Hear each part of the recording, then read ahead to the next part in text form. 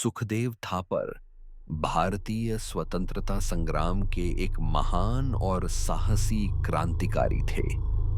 वे भगत सिंह और राजगुरु के साथ लाहौर षड्यंत्र केस में गिरफ्तार हुए और 23 मार्च 1931 को फांसी के फंदे पर झूल गए। उनकी देशभक्ति, साहस और बलिदान ने उन्हें भारतीय इतिहास के स्वर्णिम पन्नों में अमर कर दिया है। सुखदेव का जीवन बलिदान, त्याग और संघर्ष की अनुपम मिसाल है। सुखदेव थापर का जन्म 15 मई 1907 को पंजाब प्रांत के लुधियाना जिले में हुआ था। उनके पिता का नाम रामलाल थापर था और माता का नाम रल्ली देवी था। जब सुखदेव बहुत छोटे थे तभी उनके पिता का निधन हो गया, जिसके बाद उनका पालन पोषण उनके ताऊ लाला अचिंत राम ने किया।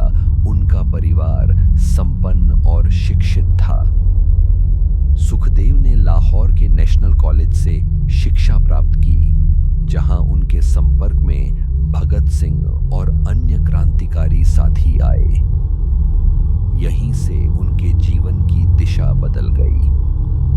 जब सुखदेव किशोरावस्था में थे, उस समय भारत में अंग्रेजों की क्रूरता और अन्याय चरम पर था। जलियांवाला बाग हत्याकांड जैसी घटनाओं ने देश के युवाओं को झकझोर दिया। सुखदेव का झुकाव भी धीरे धीरे अहिंसा की अपेक्षा क्रांति की ओर होने लगा। वे यह मानते थे कि केवल आंदोलन और प्रार्थनाओं से स्वतंत्रता नहीं मिलेगी, उसके लिए क्रांतिकारी कदम उठाने होंगे।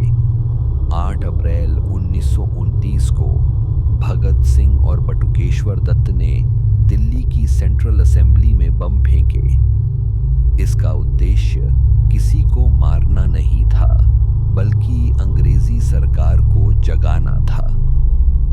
इस घटना के बाद कई क्रांतिकारियों को पकड़ा गया। सॉन्डर्स हत्याकांड की जांच के दौरान सुखदेव को भी गिरफ्तार कर लिया गया।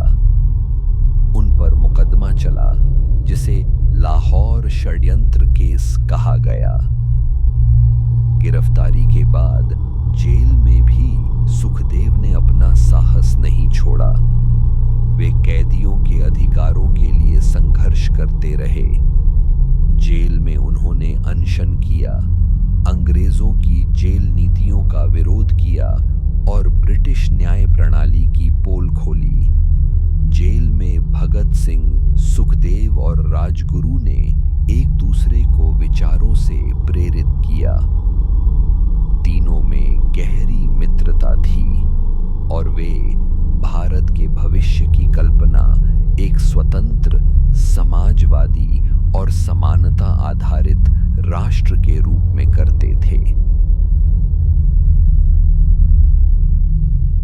अक्टूबर 1930 को लाहौर षड्यंत्र केस में तीनों क्रांतिकारियों भगत सिंह, सुखदेव और राजगुरु को फांसी की सजा सुनाई गई। 23 मार्च 1931 को लाहौर सेंट्रल जेल में तीनों को फांसी दे दी गई। ब्रिटिश सरकार को डर था कि यदि उन्हें तय समय पर फांसी दी गई तो जनाक्रोश भड़क सकता है।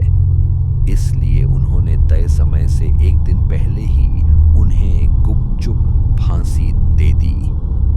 फांसी के बाद शवों को रात के अंधेरे में सतलज नदी के किनारे जलाया गया, लेकिन लोगों को पता चल गया और उनका अंतिम संस्कार एक जन आंदोलन बन गया। ऐसे वीर मां के लाल को शत